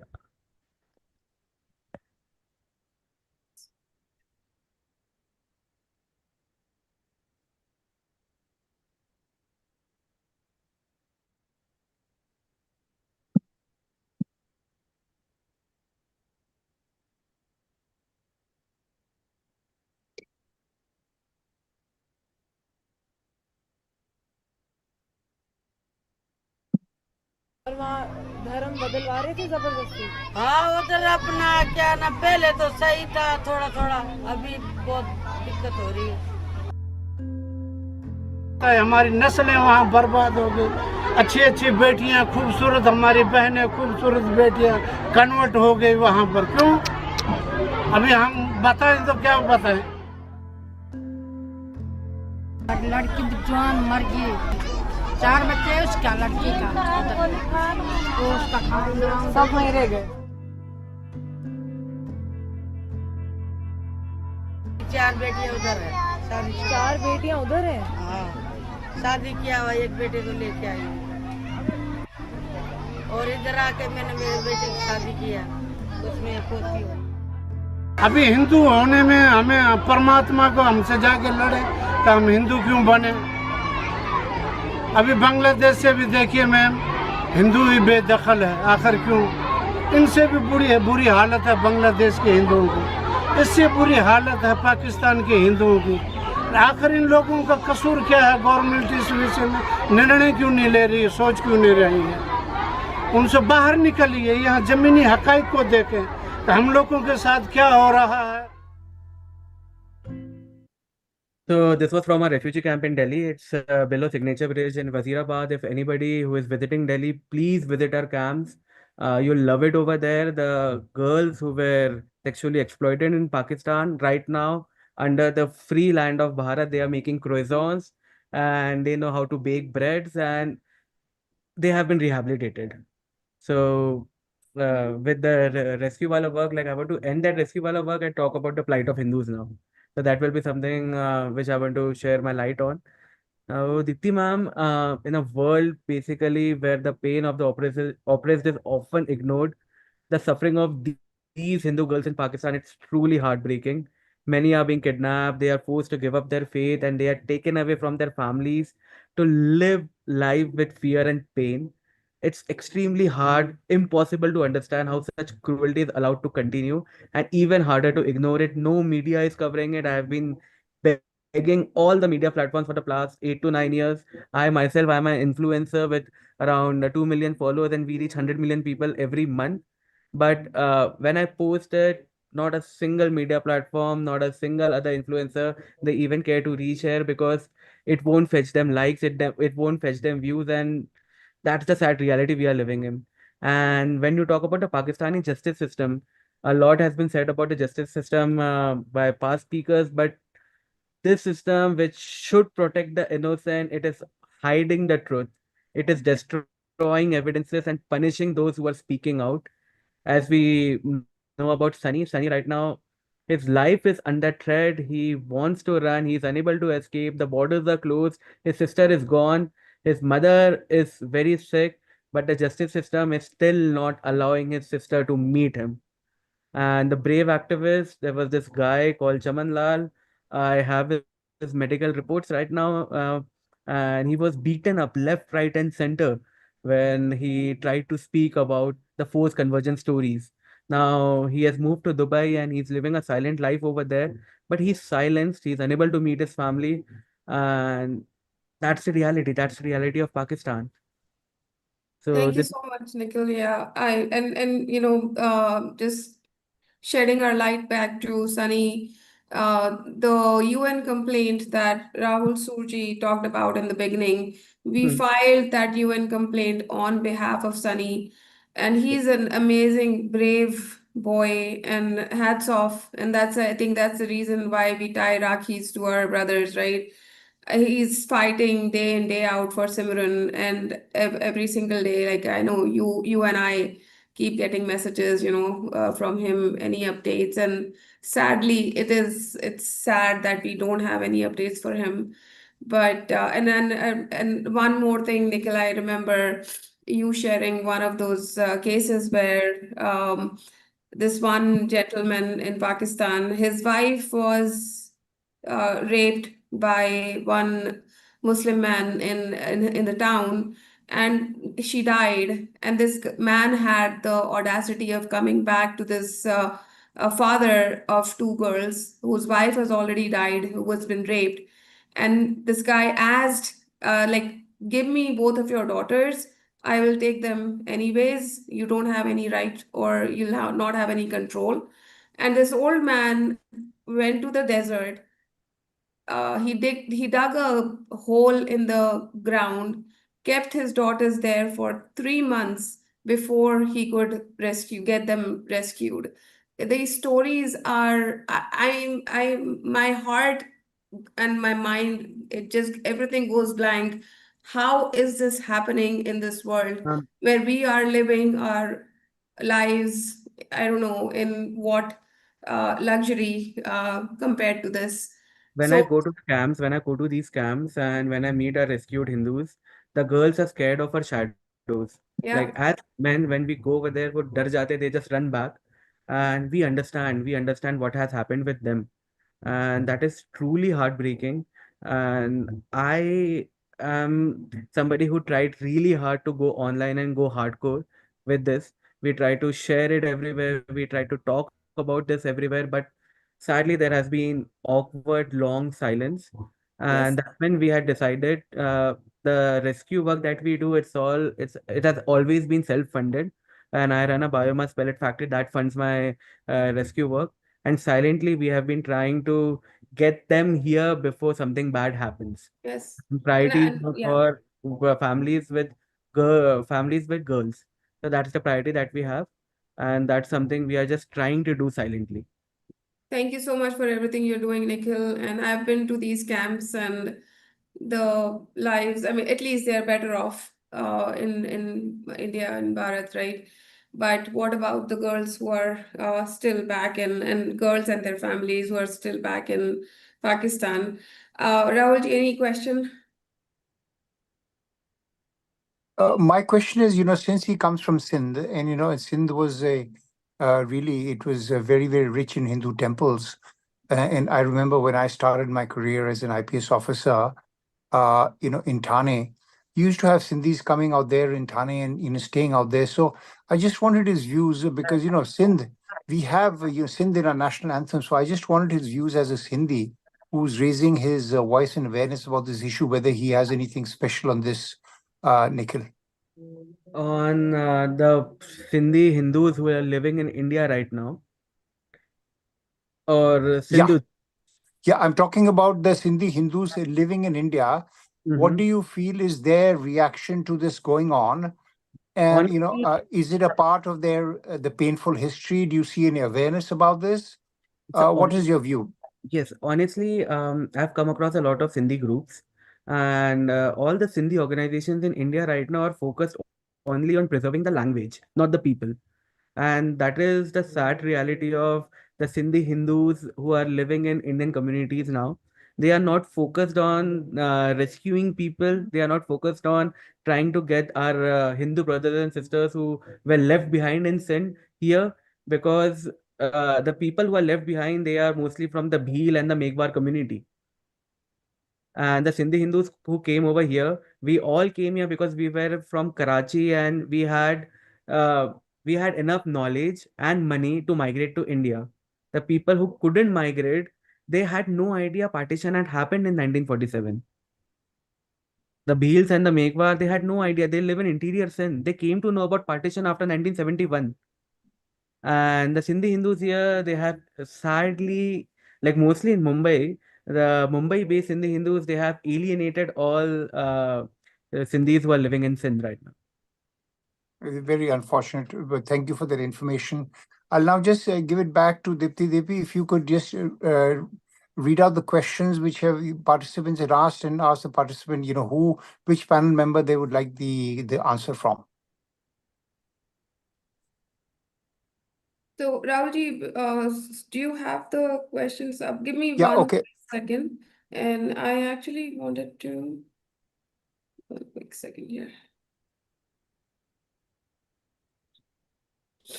So I Dipti, just you can wanted see the to, questions. yeah, somebody will have to spell them out. Read. There are several open questions.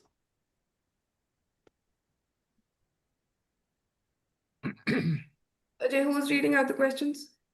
I'd be glad to. So the first question is from Shri Vedji and says, "Good morning, all eminence.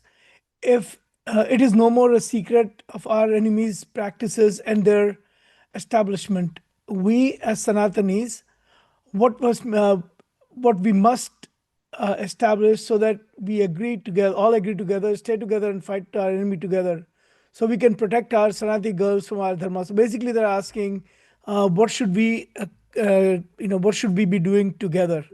That is the question, and it's directed to any of the panelists as to what should be our action item. And I'll take this moment, Diptiji, to remind everyone that we can certainly, for this project and similar projects, we can certainly use everyone's contribution. So please go to the link in the chat, and if you can just make a small contribution, we'd be really grateful. Diptiji, next back to you. Yes, any panelists would like to take that question?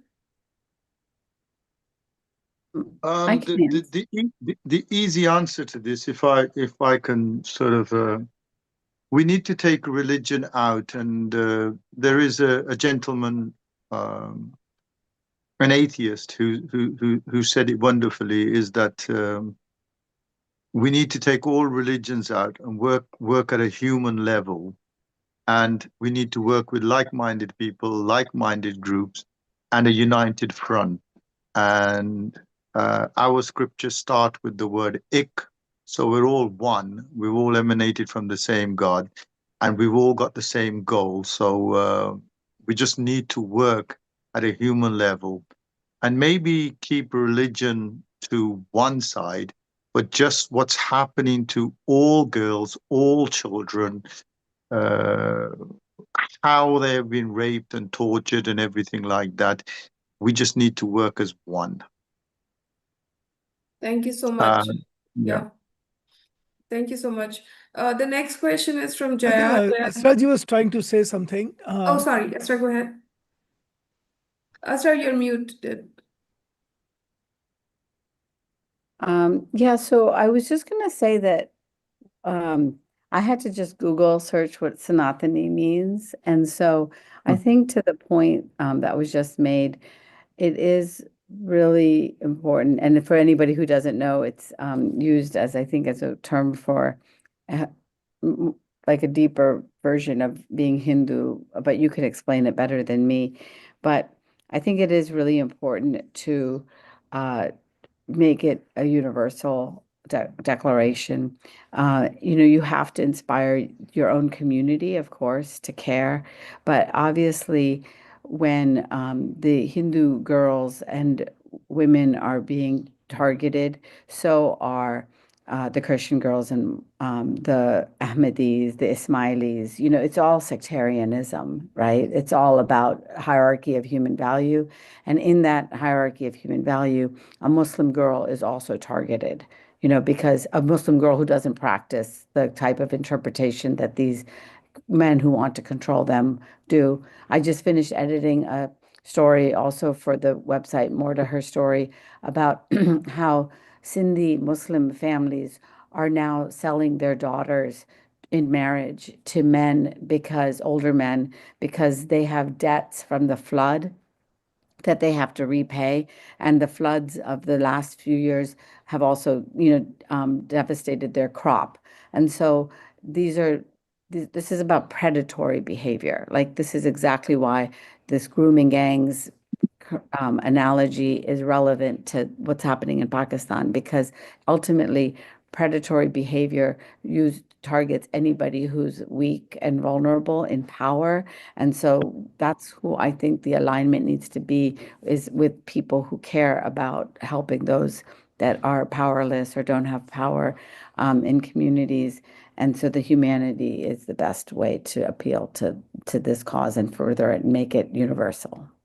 Thank you so much, Asra. And that's the reason why, there are people like Nikhil and people like Umed Ratnuji who are doing some things on the grounds. And then we are, through Chingari and through all of us here, we are trying to make this as a global appeal, because Pakistan as a country is not doing anything, and we don't expect them to do anything. So there needs to be a global coalition, a global, pressure from all the Western countries and from people. What is happening? And when you mention floods, There were Hindu families and Christian and Sikh families in smaller villages, and little girls and women were raped for half a kg of rice.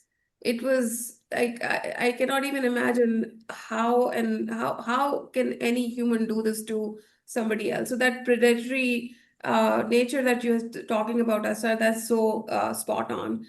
So I'm going to go and ask another question. And thank you so much, Jaya, for joining this. And I'm so glad that we have been connected. But Jaya brings up these questions like, what concrete steps must be taken, or what can be the entry points, since this issue is already highlighted at UN, but we don't see any progress or any action against forced conversions? So any panelist wants to take that question?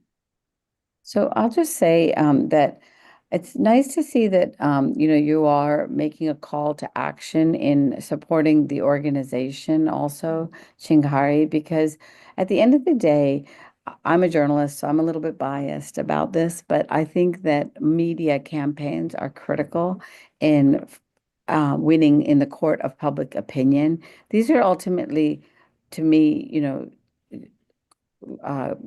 injustices of law that must also be won in a court of law, right? Like, but what I was told a long time ago when I was going to take the LSAT was that you have to win in the court of public opinion to win in the court of law. And so I want to encourage people to support CHINGARI as an organization also. So support with your dollars and your donations if you can also, because I know that you cannot activate this big public media campaign without being able to get the graphic designers, to get the videos created, to maybe, get a public relations person to place people to speak about these issues on national and international TV programs. An ultimate win for your campaign and for this campaign is to get on international media platforms. And in order to do that, you have to have a very clear media strategy. And so that sometimes means being able to hire a public relations person or having somebody on staff who is a media person. These are organizations that are putting forward campaigns in the world on issues of human rights that have multi-million-dollar budgets. And so I don't know the budget of CHINGARI, but I imagine it's not at that level. And so I just wanted to emphasize that, it does require spending money to be able to amplify voices, because that's how people get on Christian Amanpour, is that they have a booking agent who places an op-ed in Newsweek or not one of the BBC.com or just something that then allows you to get that third party validation of your cause. And so I just really want to encourage the media campaigning on this, because that's really important to raise consciousness and then do that shaming that Rajiv ji mentioned earlier, and actualize the policy changes that you want to see. Thank you so much, Asra. Thanks for your support. Yes. I know that a couple of people had raised their hands. Yeah, and also there's one specific question, Dipti, if you can answer that, and that was the question: can you push for recovery of Priya Kumari? So if you want to just quickly answer that, and then we can go to Yes. live questions of people who have raised their hands. Yes, so we have actually raised our first conclave was about, second conclave was about Priya Kumari, and our first conclave was about Chanda Maharaj, and we have done our UN complaint for Simran Kumari. So we keep this week itself, I have received 8 cases. And again, like Bhai Mohan Singh ji was saying, right, only 13% of the cases are actually reported. And I don't know what's the percentage of the cases being reported in Pakistan. So Priya Kumari was 9 years old when she was taken. Simran Kumari was 15. Chanda Maharaj was 15. So I know that I know the age of these girls who have been taken And we definitely keep making appeals for these little girls to be returned home in whatever condition. Just send them back home. I know that there was a hand raised by um, Atul. Is Atul still here? And Geeta Sikand. Okay. And there's one more, Lakshmi ji. Lakshmi, I think she posted a question like No, who's the the hand raised as well. There's yeah, I also think she had her question in the chat. I can read it out. Like, who's the bigger okay. villain? And I can open it up for the panelists. Who is the bigger villain here? Is it the left? Is it the jihadi mentality? Like, and I would let the panelists answer this question, but I think we are also a big villain if we keep quiet on this issue. So anybody from the panel wants to answer this question? I'll answer it. Basically, the left and the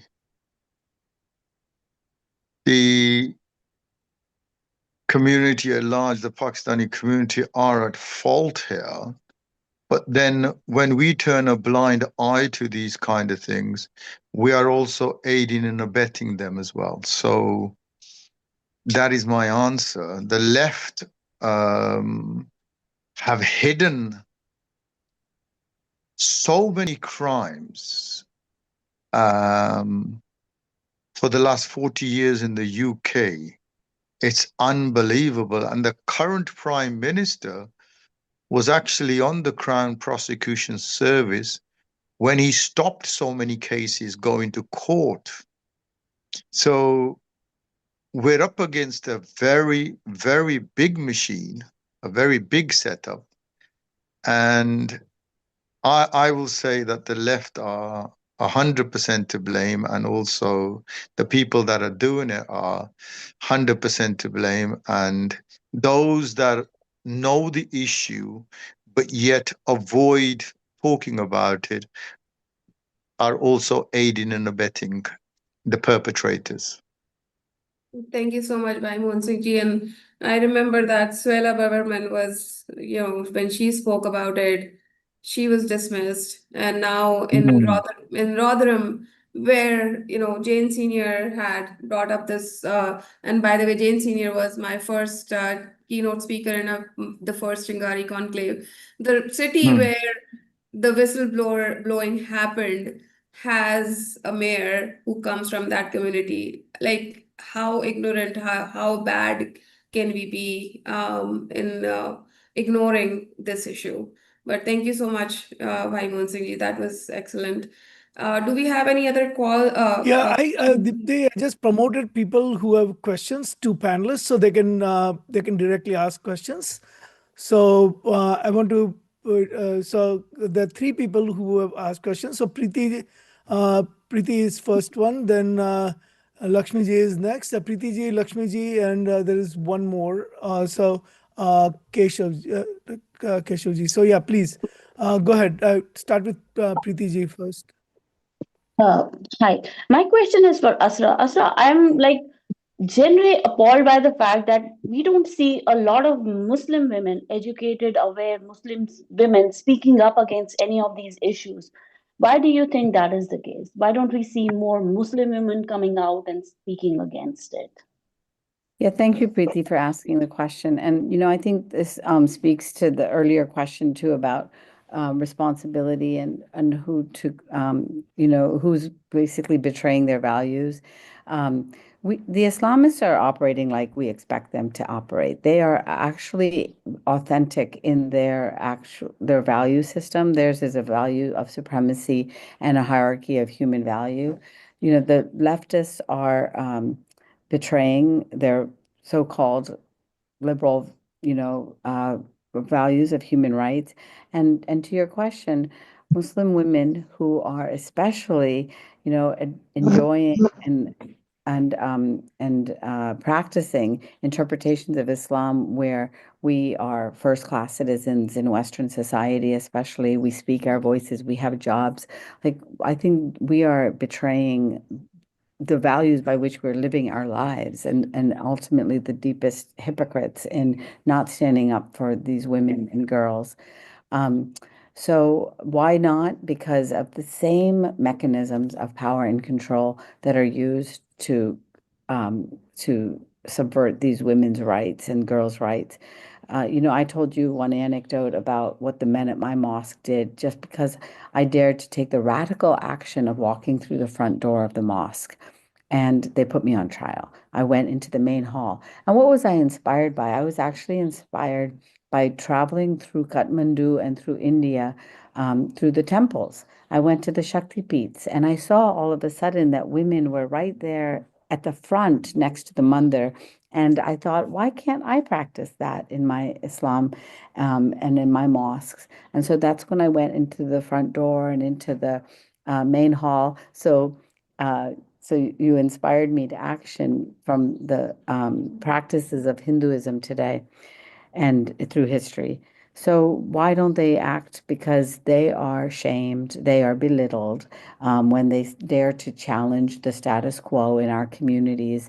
But I also hold them responsible for realizing for other women the same rights we enjoy.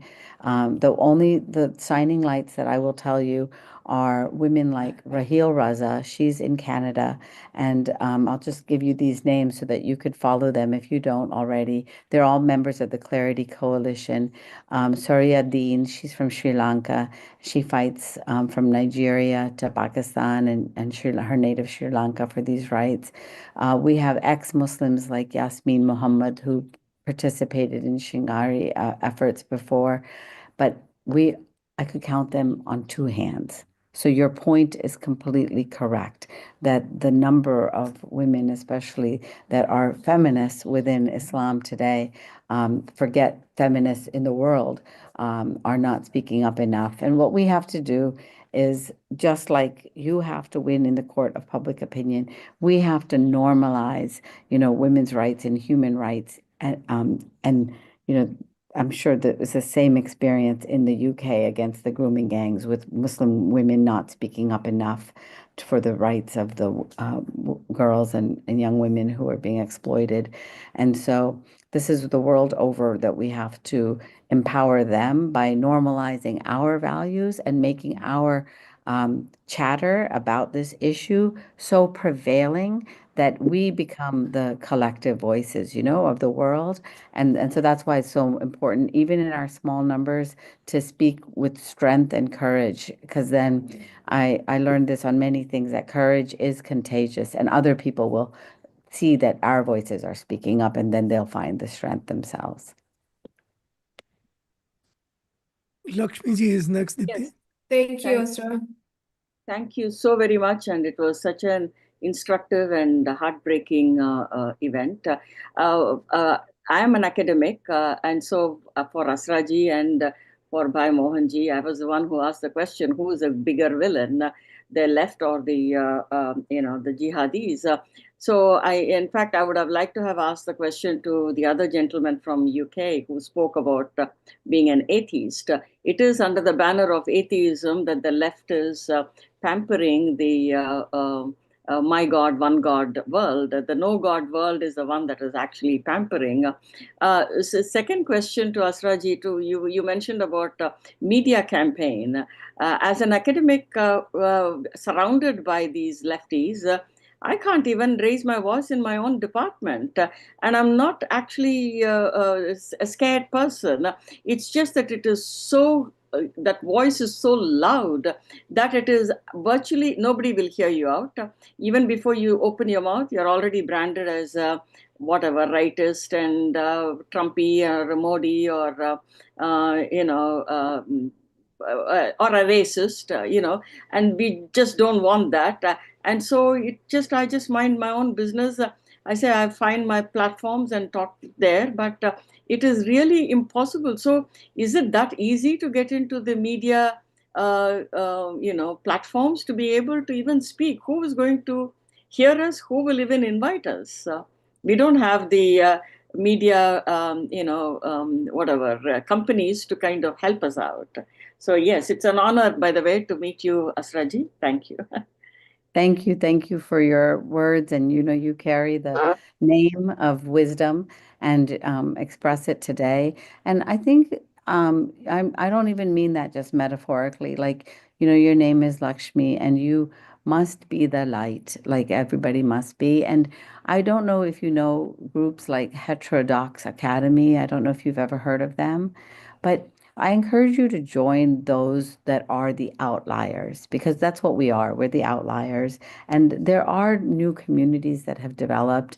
If you can believe it, like 20 years ago, I know you remember this. Like I was talking to my mom, we had atheist Muslims, in the subcontinent, but it was still this thing that nobody talked about. And now atheism in Islam is accepted. There's organizations, there's people, young people have choices. And I'm not encouraging no faith in my point. My point is just the marginalized become the normative when we force it. And I want to encourage that, the free press, for example, is another media outlet that has essays by people who have challenged um, the groupthink. So one example, just think about this as an example. Two examples I'll give you just to give you some hope is nobody talked about the liberal bias at NPR over the last decade. It has been pervasive, right?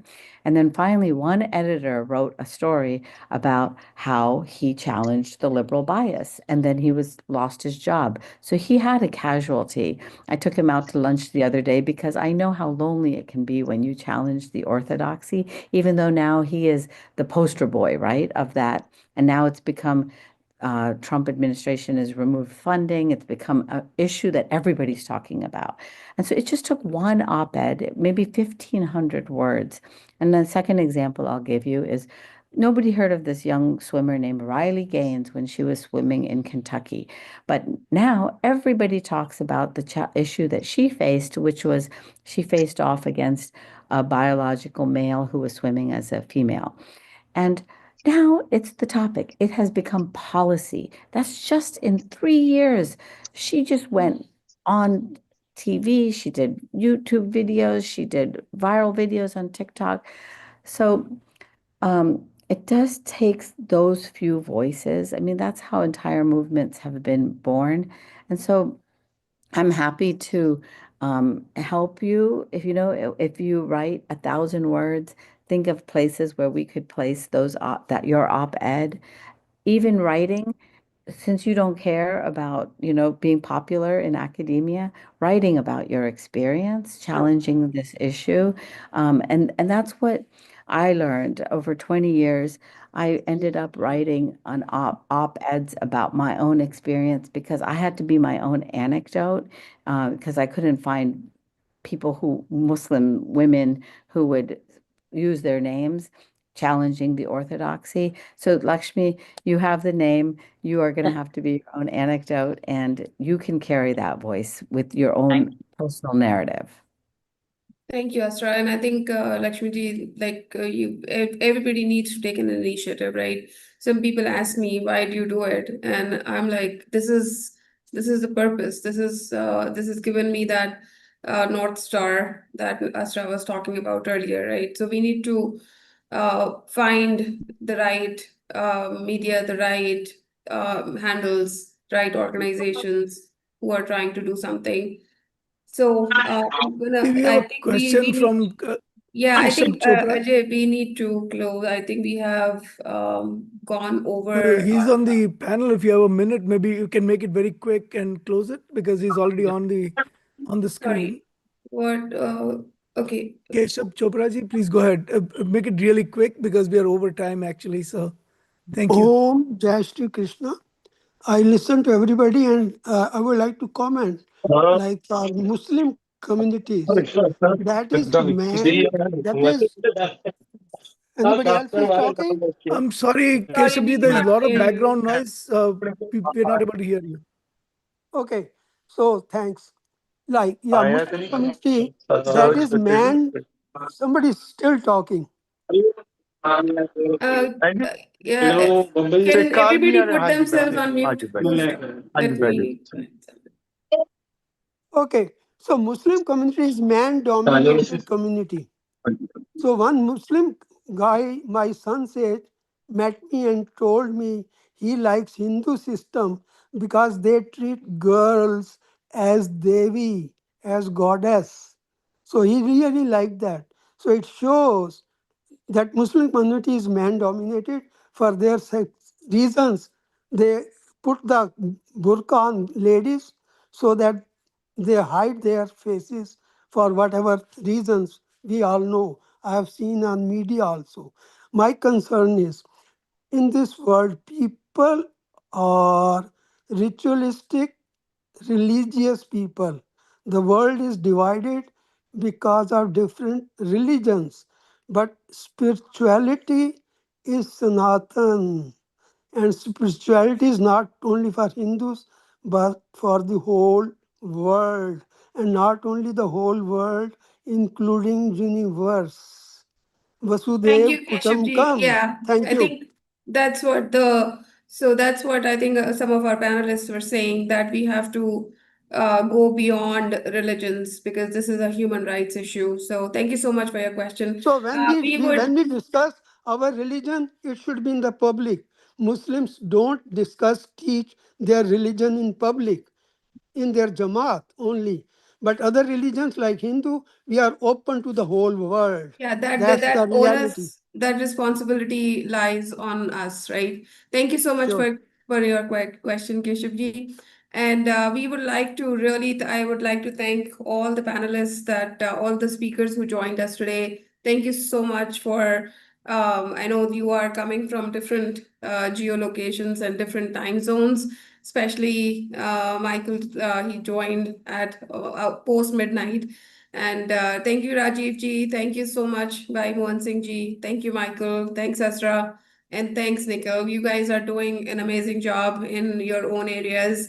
And thanks for supporting Chingari. So I would like to close by bringing up our call to action. This is what we have at Chingari. This is our purpose. We have been asking the administration to do these things, and I'm not going to go through all of them. You guys can, if people can take a picture and read through it and help us in reaching out the administration wherever you are. It's not very specific to US. Whichever country you are in, wherever you're joining from, this should be your ask from the administration. And again, thank you Dipti, for. just if you give me 1 minute, I want to thank a few more people. So I want to thank Ravi Kapoor for broadcasting this on Diya TV. I want to Manan Rawalji, Manan Bhai is broadcasting this on Bharat FM. Tahir Goraji, who is going to broadcast this on Tag TV, and after recording this tomorrow, most likely in Canada. And I also and some of the other people who have helped us kind of propagate this. So I want to thank all the people who kind of help propagate this through multiple channels. So I just want to tell you that in addition to people who joined the webinar, we had this live on multiple channels on both on TV as well as our social media channel. So I cannot thank Ravi Kapoor and Manan Rawal enough for carrying it live, and Tahir Gora for his Canada broadcast. Thank you, Vijay. And also, I would like to thank our Chingari team for working day in, day out to support this.